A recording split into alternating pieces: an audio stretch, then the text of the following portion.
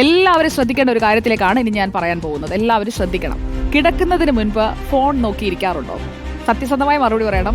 ഞാൻ ഇരിക്കാറുണ്ട്. എങ്കിൽ ഈ വാർത്ത നിങ്ങൾക്കുള്ളതാണ്, എനിക്കും ഉള്ളതാണ്. കിടക്കുന്ന സമയം ഏറെ നേരം ഫോൺ ഉപയോഗിച്ചാൽ സ്ഥിരമായി ഉറക്കക്കുറവുണ്ടാകും. എന്താണ് സത്യാവസ്ഥ? അഖിലശ്രീ പറയും.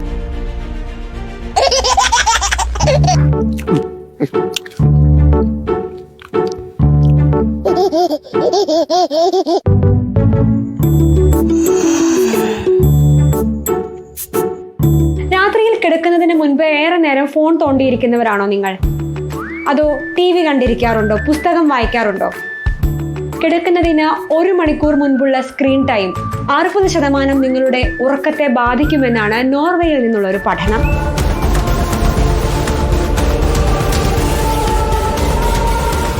വെറുതെ പറയുന്നതല്ല.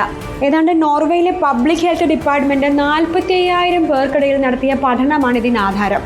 കിടക്കുന്നതിന് മുൻപ് സ്ക്രീൻ ടൈം ചെലവഴിച്ചവർക്ക് 3 ദിവസം വരെ ഉറക്കക്കുറവ് അനുഭവപ്പെട്ടെന്നാണ് അവർ സാക്ഷ്യപ്പെടുത്തിയത്.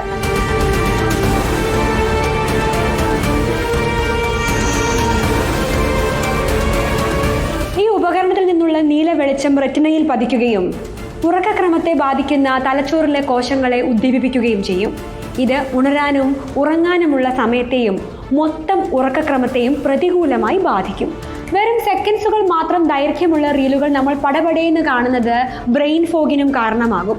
എന്താണ് ബ്രെയിൻ ഫോഗ് എന്നല്ലേ? സിമ്പിളായി പറഞ്ഞാൽ കിളിപാറിയ അവസ്ഥ, ഓർമ്മക്കുറവ്, ഏകാഗ്രത കുറവൊക്കെയാണ് ഇതിൻ്റെ സിംറ്റംസ്.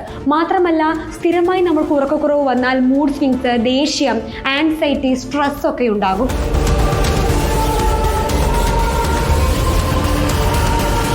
അപ്പോൾ ഉറക്കക്കുറവിന് ഇനി ഒറ്റ പരിഹാരമേ ഉള്ളൂ. കിടക്കുന്നതിന് മുൻപുള്ള സ്ക്രീൻ ടൈം പൂർണ്ണമായും ഒഴിവാക്കുക. വീഡിയോ ജേർണലിസ്റ്റ് എബിൻ അജയ്ക്കൊപ്പം റിപ്പോർട്ടർ അഖിലശ്രീ റിപ്പോർട്ടർ. ഇനി ഞാനൊന്ന് ഉറങ്ങട്ടെ. അഖിലശ്രീ എന്തായാലും നല്ല കുട്ടിയായി ഉറങ്ങാനൊക്കെ പോയി. നമ്മൾ പക്ഷേ കുറച്ചുകൂടി നന്നാവാനുണ്ട് എന്ന് എനിക്ക് വ്യക്തിപരമായിട്ട് തോന്നുന്നുണ്ട്. കാരണം നമ്മൾ അവസാനം ഉപയോഗിക്കുന്നത് ഈ ഫോണായിരിക്കും. സത്യസന്ധമായിട്ട് നമ്മളൊന്ന് ആലോചിച്ച് കഴിഞ്ഞാൽ, അല്ല ഞാൻ അങ്ങനെയൊന്നും ചെയ്യാറില്ല എന്നൊക്കെ അങ്ങനെ വേണമെങ്കിൽ വീമ്പ് പറയാം. പക്ഷേ അങ്ങനെയല്ല, ഞാൻ ചെയ്യാറുണ്ട്. അതൊക്കെ ഒന്ന് പരിഹരിക്കാൻ ഞാൻ എന്തായാലും ശ്രമിക്കുമെന്നുള്ളതാണ് ഇപ്പോൾ എനിക്ക് പറയാനുള്ളത്.